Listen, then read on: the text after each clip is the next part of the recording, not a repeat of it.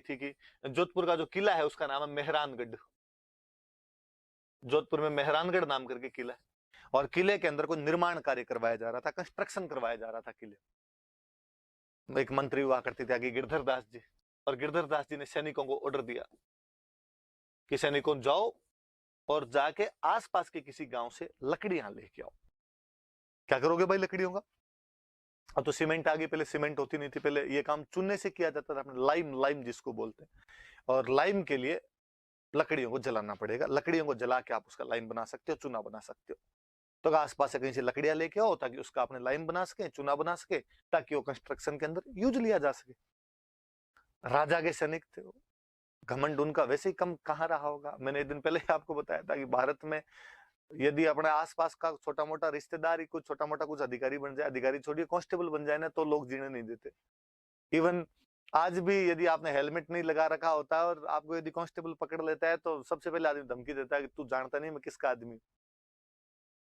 ये पुरानी परंपरागत विशेषता रही होगी, मुझे लगता है ट्रेडिशनली अपने ऐसे रहे होंगे। वो राजा के आदमी थे तो उनके अंदर ये भावनाएं और छोड़ ही नहीं रहा होगा। गए पास का एक गांव, खेजड़ली नाम का गांव, खेजड़ी के पेड़ ज्यादा इसलिए गांव का नाम खेजड़ली। वहां गए और उन्होंने जाकर कहा क्या, राजा के आदमी थे, कहने की आवश्यकता है क्या, उन्होंने वहां पे खेजड़ी के पेड़ खड़े थे और उनको काटने शुरू कर दिए। जब वो खेजड़ी के पेड़ काटने शुरू किए तब वहां पर एक महिला थी जिनका नाम था अमृता देवी बिश्नोई।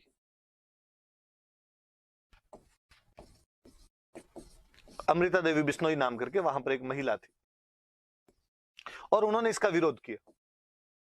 उनका दिमाग खराब हो गया आपका, मारवाड़ में वैसे पेड़ पौधे कम है, और सूखी लकड़ियां तो कोई लेके जाए समझ में आता है, तुम तो गिल्ली लकड़ियां लेके जाओगे और हरी लकड़ियां काट रहे हो। नहीं भाई ये नहीं करना, कहीं से आपको चाहिए तो सूखी लकड़ियां लेके चल जाओ, गिल्ली लकड़ियां तो नहीं काटनी है, खेजड़ी का पेड़ नहीं काटना, क्यों काट रहे हो? हाँ, उन्होंने कहा तुम कौन आई बीच में, काम पंचायती करने की आवश्यकता है, हम हमारा काम कर रहे हैं, तुम जाओ। उसने कहा नहीं नहीं, मैं मेरी आंखों के आगे ऐसे पेड़ करते हुए नहीं देखना चाहती, वैसे रूखड़े कम है, तुम काट के ले जाओगे, बरसात कहां से होगी। उनका यदि हम काटे तो तू क्या कर ले, अब कर तो क्या सकती हूँ, तुम्हारे हाथों में हथियार है, पर मेरे आंखों के आगे तो पेड़ नहीं कटने दूंगी। और वो किसी पेड़ को हक कर लेती है, पेड़ के चिपक जाती है, अरे भाई रे मेरी आंखों के आगे तो नहीं कटे, लो मुझे मार दो और ये काट लो। सैनिक और गर्वोन्मत्त हो रखे पूरी तरीके से, और उस महिला को मार दिया। उस महिला को ही नहीं, उस महिला की 3 बेटियां और उसके पति रामोजी भी उन पेड़ों से चिपक कर मर गए। धीरे धीरे पूरा गांव इकट्ठा हो गया, उन सैनिकों ने उन सब गांव वालों को मार दिया। 363 लोग, 363 पीपल पेड़ों को बचाने के लिए शहीद हो गए थे। दुनिया के किसी भी इतिहास में ऐसी कहानियां नहीं मिलेगी, ना भूतो ना भविष्य थी, कि पर्यावरण संरक्षण के लिए, इन्वायरमेंट कंजर्वेशन के लिए इतने सारे लोग एक साथ अपने प्राणों की आहुति दे गए हों, अपनी लाइफ सेक्रीफाई कर गए हो, वो भी पेड़ पौधे बचाने के लिए। ऐसा कतई कोई उदाहरण नहीं है। कहते हैं कि अमृता देवी बिश्नोई बिश्नोई संप्रदाय की महिला थी, और बिश्नोई संप्रदाय के जो संस्थापक थे, जो फाउंडर थे, जाम्बोजी महाराज, उन जाम्बोजी महाराज ने कभी एक लाइन बोली थी कि सिर साटे रूख रहे तो भी सस्तो जान। यदि एक सिर के बदले में एक पेड़ बच जाता है तो भी सर की वैल्यू ज्यादा नहीं है। कुल मिला के पेड़ बचना चाहिए, भले उसके लिए बलिदान देना पड़े। खेजड़ली के उस गांव के अंदर जाम्बोजी की इस कहावत को चरितार्थ करने के लिए एक सर नहीं कटा था, उस दिन 363 लोग शहीद हो गए थे, पेड़ पौधों को बचाने के लिए शहीद हो गए थे। वाकई उस महिला ने जो किया था वो अनुकरणीय है, याद किया जाना चाहिए उसको, कि उस समय जब लोग एनवायरमेंट कंजर्वेशन के बारे में जानते नहीं थे, वो लोग कितने जागरूक थे इन चीजों को लेकर, कि नहीं इनका बचना जरूरी है, इनके लिए हमारी जान भी चली जाए तो भी कोई बात नहीं, क्योंकि ये नहीं बचेंगे तो जान वैसे ही नहीं बचेगी। और उन लोगों ने अपना बलिदान दे दिया था। हालांकि कहते हैं कि बाद में जब राजा को इन बातों की खबर लगी थी तो राजा ने वो कार्रवाई रुकवा दी थी, पेड़ पौधे वगैरह कटवाने वहां पे रुकवा दिए थे। लेकिन फिर भी ये अपने आप में एक बहुत बड़ा एग्जाम्पल सेट किया जाता है कि यार कोई इस प्रकार पेड़ों को बचाने के लिए भी शहीद हो सकता है, पेड़ पौधों के लिए लोग शहीद हो सकते हैं। वो जो दिन है, वो जो घटना है, उसे हम खेजड़ली घटना के नाम से जानते हैं, जिसमें उस महिला का नाम अमृता देवी बिश्नोई है, और 363 लोग उनके नेतृत्व में पेड़ पौधों को बचाने के लिए शहीद हो गए थे। विडंबना देखिए आप, कि हमारी इतिहास की किताबें इस घटना को उतना महत्व नहीं दे पाई है जितना महत्व देना चाहिए। आज जब पूरा विश्व एनवायरमेंट कंजर्वेशन की बात करता है, इस सोशल मीडिया के युग में कोई ग्रेटा थनबर्ग जैसी छोटी सी लड़की कहीं पर खड़ा होकर एक छोटा सा भाषण देती है और पूरा मीडिया उसको वायरल करके रख देता है, तब ये सोचा जाना चाहिए कि आज से 300 साल पहले कोई एक महिला जो कि अनपढ़ थी वो इस बारे में कितनी जानती थी। क्या देश के बच्चे बच्चे को इसके बारे में पता नहीं होना चाहिए? हमारी शायद पिछली पीढ़ी, हमारे स्टडी मटेरियल बनाने वाले लोग, हमारे इतिहासकार, सब चीजों से इतनी बड़ी घटना अनभिज्ञ कैसे रह सकती है? और तो और देखिए, आप षड्यंत्र देखिए ढंग से। छोटे थे तब से दिमाग के अंदर एक बात खूब ढंग से सेटल की हुई है कि चिपको आंदोलन सुंदरलाल बहुगुणा के द्वारा चलाया गया था। चलाया होगा, सुंदरलाल बहुगुणा भी उतने सम्माननीय है, पर ऐसे झूठ मत बोलिए। चिपको आंदोलन ये था, आप ये कहिए कि दोबारा उन्होंने ऐसा कर दिया होगा। वास्तव में जो चिपको आंदोलन जैसी घटना वो ये है जहां पर इतने लोगों ने अपने बलिदान दे दिए। अभी जब 2019 वाले लोकसभा चुनाव थे तो प्रधानमंत्री का जोधपुर दौरा था। उन्हीं दिनों के अंदर भारत को कोई अवार्ड मिला था, यूएनओ में अवार्ड मिला था, चैंपियन ऑफ द अर्थ का अवार्ड मिला था। प्रधानमंत्री अपनी एक सभा के अंदर बोल रहे थे कि अभी हाल ही में यूएनओ ने मुझे चैंपियन ऑफ द अर्थ का अवार्ड दिया है। मेरे भाइयों और बहनों, यह अवार्ड मेरा नहीं है, यह अवार्ड 125 करोड़ देशवासियों का है, ये अवार्ड 125 करोड़ मेरे भारतीयों का है, ये आप सबका है कि हमने एनवायरमेंट कंजर्वेशन के क्षेत्र में, हमने पर्यावरण संरक्षण के क्षेत्र में इतना काम किया, इसलिए हमें अवार्ड दिया गया है। पर वो आगे अगली लाइन बोले कि हालांकि दुनिया को पता नहीं है, लेकिन मैं उनको बताना चाहता था कि तुम ये अवार्ड हमें आज दे रहे हो, इस 2018-19 में जाकर दे रहे हो, जबकि हमारे पूर्वज, हमारे जोधपुर का बिश्नोई संप्रदाय जब दुनिया ग्लोबल वार्मिंग का ग नहीं जानती थी, उन दिनों में भी इस पर्यावरण संरक्षण के प्रति कितना सजग, कितना जागरूक, कितना अवेयर था। मैं आज उस मातृशक्ति अमृता देवी बिश्नोई को नमन करता हूं जिन्होंने उस समय यह कार्य कर दिखाया था। हालांकि भाषण सुनते हुए अपने को लगता है कि यार ये पॉलिटिकल प्रोपेगेंडा है, और चूंकि जोधपुर में बिश्नोई समाज की संख्या अधिक है इसलिए उन्होंने ऐसा बोल दिया ताकि लोगों के वोट लिए जा सके, लोगों की भावनाओं को केस किया जा सके। मैं फिर कहता हूं कि भले ही उस आदमी ने ऐसा किया हो, लेकिन उस दिन मन बड़ा प्रफुल्लित हुआ था कि राजस्थान की उस महान महिला का नाम देश के प्रधानमंत्री की जिह्वा पर तो आया। देश का प्रधानमंत्री जाना तो सही, वरना हम खुद नहीं जानते हैं। मुझे बड़ा आश्चर्य होता है, मैं अक्सर जब मॉक इंटरव्यू में बैठता हूं या यूं ही कभी किसी स्टूडेंट से पूछता हूं, या अक्सर जब लड़कियों से पूछा जाता है कि कोई ऐसी महिला राजस्थान की हिस्ट्री में बताइए जो आपकी आइडियल हो, तो मैंने कभी अमृता देवी बिश्नोई का नाम नहीं सुना। हालांकि जब मैं उसे याद दिलाऊं कि क्या तुम उसे नहीं मान सकती, तो अरे अरे सर हाँ वो भी है, पर यह नाम हमारे दिमाग में सबसे पहले क्यों नहीं आता है? धीरे धीरे फिजा बदलेगी, शायद नाम ज्यादा पॉपुलर होगा, पर हम सबका हमेशा मुझे लगता है ये कर्तव्य बनता है कि हमें इसके बारे में सबसे अधिक जानना चाहिए। मुझे लगता है कि राजा महाराजाओं के इतिहास के इतर जो हिस्ट्री है, सो कॉल्ड कम्युनिस्ट जो अपनी सबाल्टर्न हिस्ट्री को लेकर आहें भरते रहते हैं, उनकी मति कैसे मारी जाती है कि वो इस महिला का नाम भी पॉपुलर नहीं कर पाए, जबकि उनका पूरा फोकस रहा कि हमें राजा महाराजाओं के इतर जागे उस हिस्ट्री के बारे में जानना है, उसके एक्स्ट्रा जो भी एलिमेंट रहे थे उस हिस्ट्री के अंदर उनके बारे में जानना है। मैं और एक अच्छा सा एग्जांपल दूंगा आपको। हनुमानगढ़ के अंदर एक उपखंड पड़ता है पीलीबंगा नाम करके, आपने अक्सर कालीबंगा पीलीबंगा नाम सुने होंगे, पीलीबंगा नाम करके एक उपखंड पड़ता है। कई साल पहले की बात है, वहां के कोई एक एसडीएम महोदय थे और उन्होंने एक दिन ऑफ द रिकॉर्ड किसी के बीच बातचीत के अंदर, एसडीएम महोदय को पूर्वी राजस्थान के रहे थे, और ऑफ द रिकॉर्ड वो बोल गए कि यार वो जो जोधपुर में खेजड़ली वाली बात हुई थी ना, 363 लोगों वाली, वो लोग कोई पेड़ वेड़ बचाने के लिए नहीं मरे थे, कोई शहीद वहीद नहीं हुए थे, तो जमीन की लड़ाई थी आपस के अंदर और आपसी झगड़े के अंदर ही उनमें ऐसी घटना हो गई थी। किसी पत्रकार ने दूसरे दिन वो छाप दिया। जब उसको छाप दिया तो अखबार में आया, तो दूसरे दिन अखबार के साथ में वो हेडिंग और साथ में दूसरी हेडिंग कि बिश्नोई समाज आक्रोशित, और बिश्नोई समाज ने कहा कि हमारी एक पूजनीय महिला के बारे में ऐसी गलत टिप्पणी की गई इसलिए एसडीएम साहब माफी मांगे और उनको तत्काल प्रभाव से सस्पेंड और किया जाए।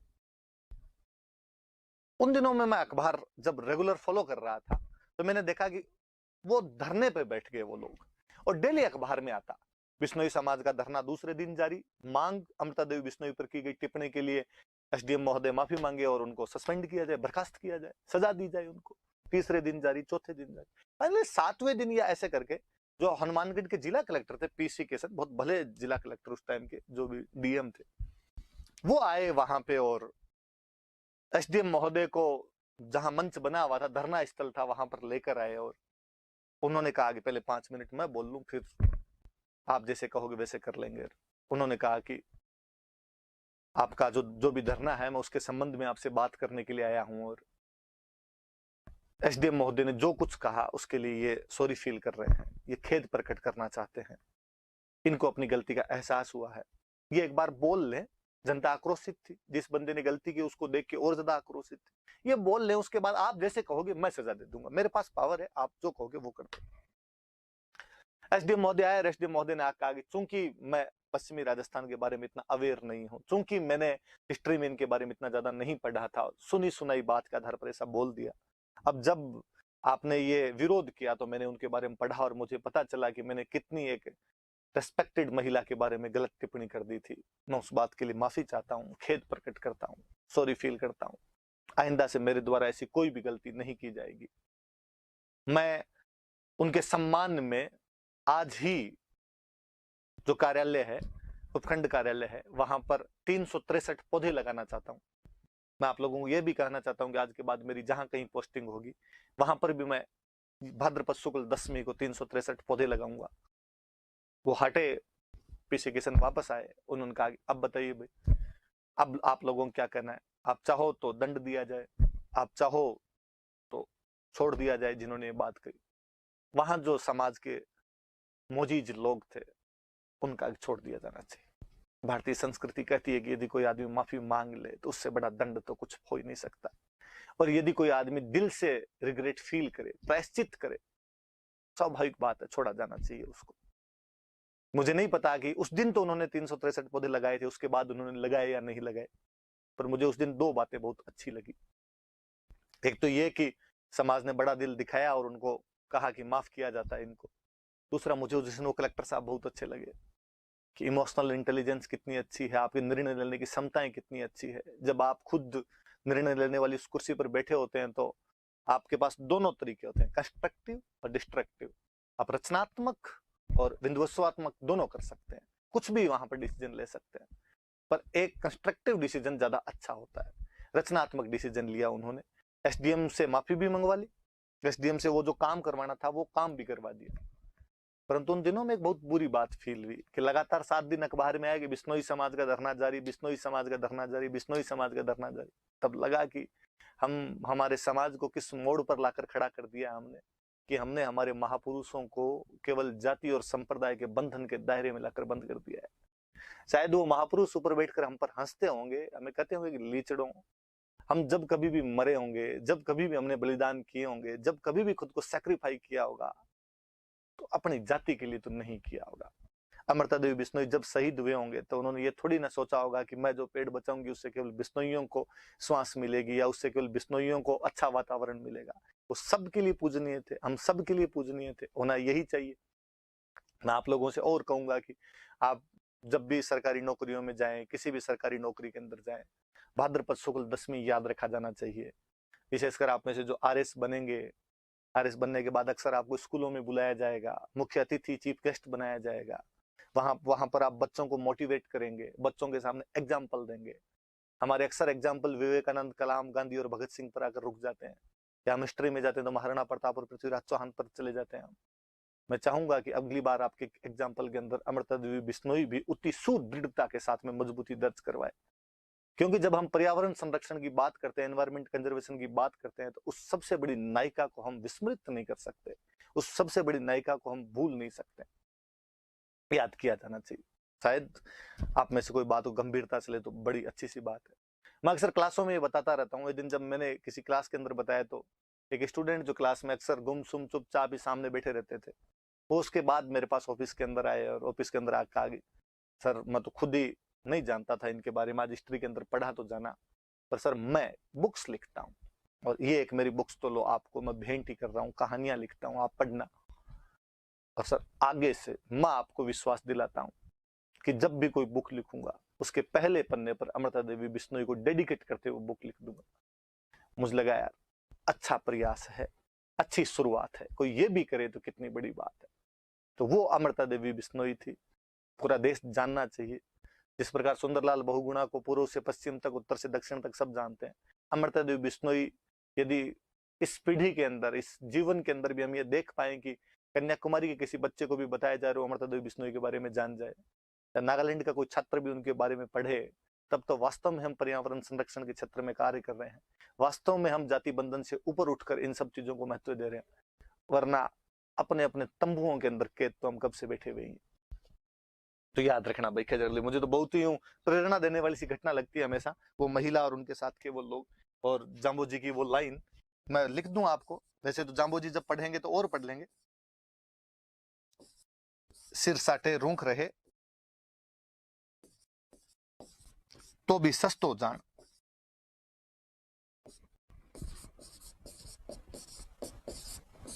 अंग्रेजी वाला इंटावर है तो उनको मैं फिर बता दूं, इनका अर्थ बता दूं।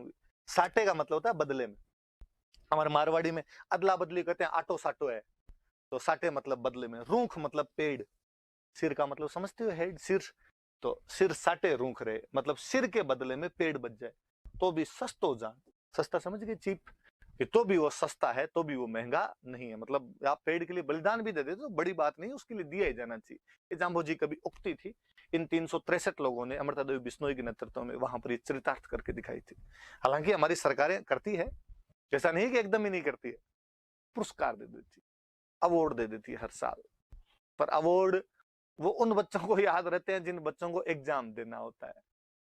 और सरकारों का निकम्मापन देखिए आप, कि अभी मैं साइट पे जब चेक कर रहा था तो पता चला कि पिछले 2 साल से उन्होंने अवार्ड दिया ही नहीं है, और अब उन्होंने क्वेरी मांगी है किस किस को लेना है, भेजो रहे हमारे पास नाम वाम, फिर हम चेक करेंगे और उनको दे देंगे।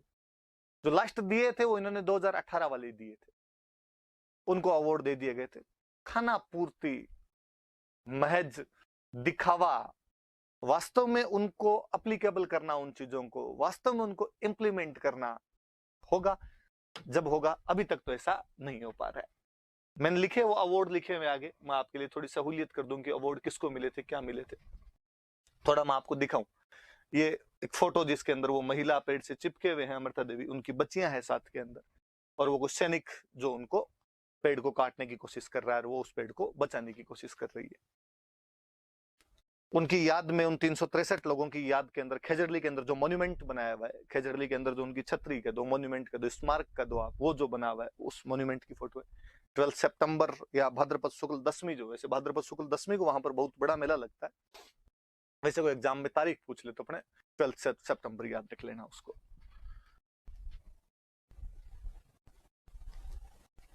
अवार्ड बता देते हैं कौन कौन से। 1994 से हमने अवार्ड देने शुरू किए थे,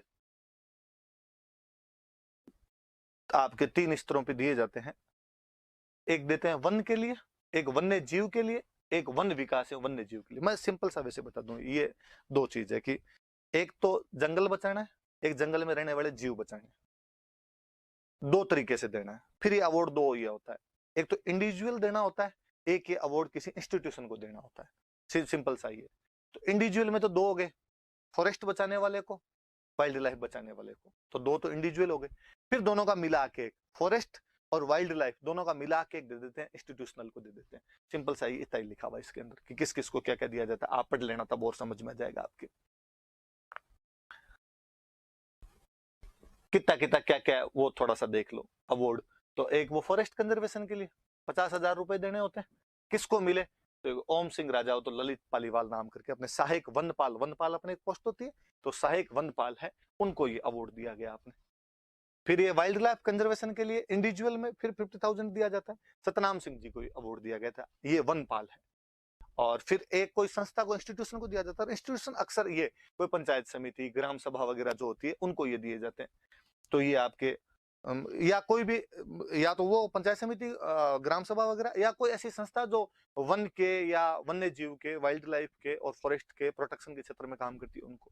तो जैसे कोई वंडर सीमेंट है आर के नगर निम्बा हेड़ा का, ये है आर के नगर निम्बा हेड़ा में है, वहां की कोई संस्था है ये।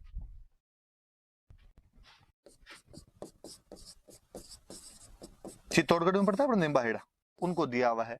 कोई वन सुरक्षा एवं प्रबंधन समिति है उदयपुर के अंदर, उनको दिया हुआ है। ये मानव उत्थान सेवा समिति है तलवाड़ा झील है हनुमानगढ़ के अंदर, उनको दिया। मैं अभी थोड़े दिन पहले देख रहा था, बच्चे पूछ रहे थे, किसी एग्जाम में क्वेश्चन ही पूछा हुआ था, तलवाड़ा झील कहाँ पर है, तो वो भाई आपके तलवाड़ा झील हनुमानगढ़ के अंदर है। तो मुझे लगता है उन्होंने कहीं यहाँ से क्वेश्चन उठा लिया होगा। ये वाले पुरस्कार है, और आगे वाले और 19-20 के दे, तो थोड़े आप अपडेट रहना, देख लेना आप भी, और किसको इससे पुराने वाले किसको मिले हैं, कब क्या शुरू किए गए थे, थोड़ी जानकारियां आप लेना। मुझे लगता है इस स्टूडेंट को होने के दौर के अंदर, जब हम पढ़ाई कर रहे हैं, इस स्टडी के दौर के अंदर, हम